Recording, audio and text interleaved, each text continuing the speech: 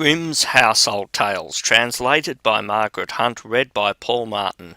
This audiobook and its underlying text is in the public domain.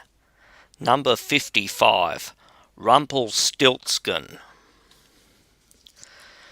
Once there was a miller who was poor, but who had a beautiful daughter. Now it happened that he had to go and speak to the king, and in order to make himself appear important, he said to him, "I have a daughter who can spin straw into gold." The king said to the miller, "That is an art which pleases me well.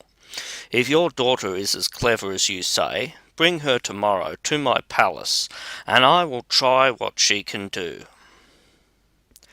And when the girl was brought to him, he took her into a room which was quite full of straw, gave her a spinning wheel and a reel, and said, "Now, set to work, and if by tomorrow morning early you have not spun this straw into gold during the night, you must die."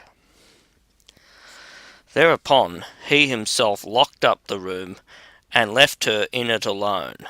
So there sat the poor miller's daughter, and for the life of her could not tell what to do. She had no idea how straw could be spun into gold, and she grew more and more miserable, until at last she began to weep.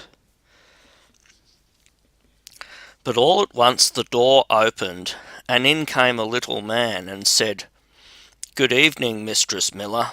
Why are you crying so?" "Alas," answered the girl, "I have to spin straw into gold, and I do not know how to do it." "What will you give me," said the mannikin, "if I do it for you?" "My necklace," said the girl.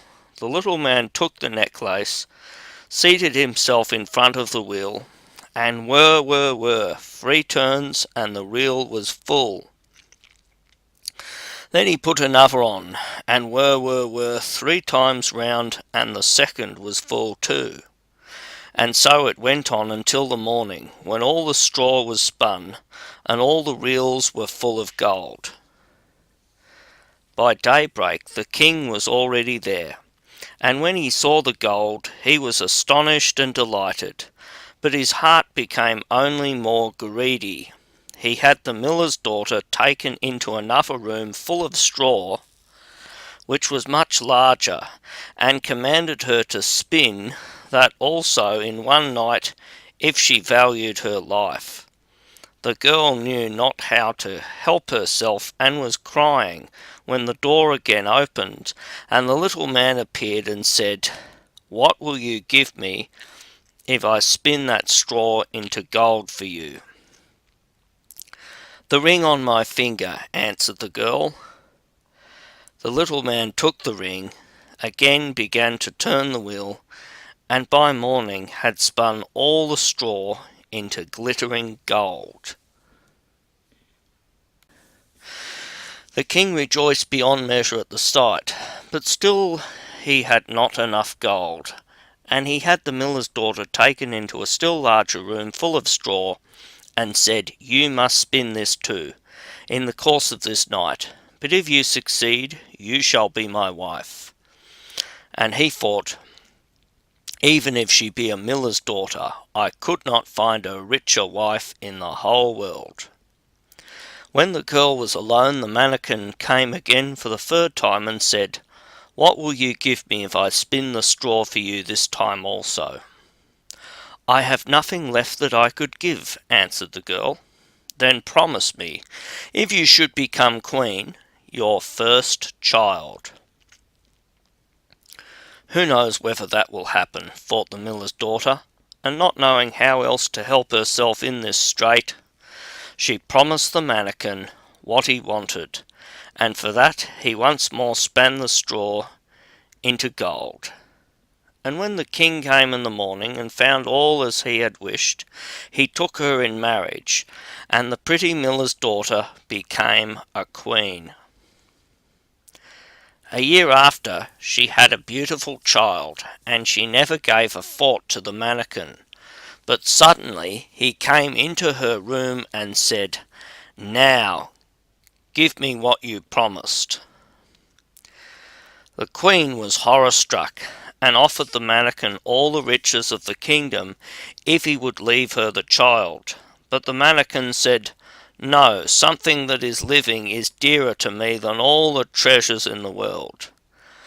Then the queen began to weep and cry, so that the mannikin pitied her. "I will give you 3 days' time," said he. "If by that time you find out my name, then you shall keep your child." So the queen thought the whole night of all the names that she had ever heard, and she sent a messenger over the country to inquire far and wide for any other names that there might be. When the mannikin came the next day, she began with Caspar, Melchior, Balthazar, and said all the names that she knew, one after another. But to everyone the little man said, "That is not my name." On the second day she had inquiries made in the neighbourhood as to the names of people there, and she repeated to the mannikin the most uncommon and curious. "Perhaps your name is Short Ribs, or Sheepshanks, or Lace Leg." But he always answered, "That is not my name." On the third day the messenger came back and said, "I have not been able to find a single new name, but as I came to a high mountain at the end of the forest where the fox and the hare bid each other good night, there I saw a little house, and before the house a fire was burning, and round about the fire quite a ridiculous little man was jumping. He jumped upon one leg and shouted, 'Today I bake, tomorrow brew, that next I'll have the young queen's child. Ha! Glad am I that no one knew that Rumpelstiltskin I am styled.'"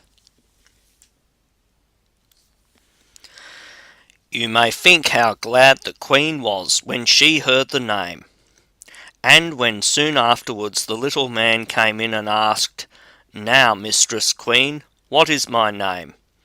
At first she said, "Is your name Conrad?" "No." "Is your name Harry?" "No."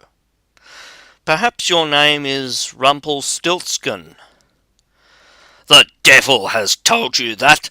The devil has told you that!" cried the little man, and in his anger he plunged his right foot so deep into the earth that his whole leg went in, and then in rage he pulled at his left leg so hard with both hands that he tore himself in two.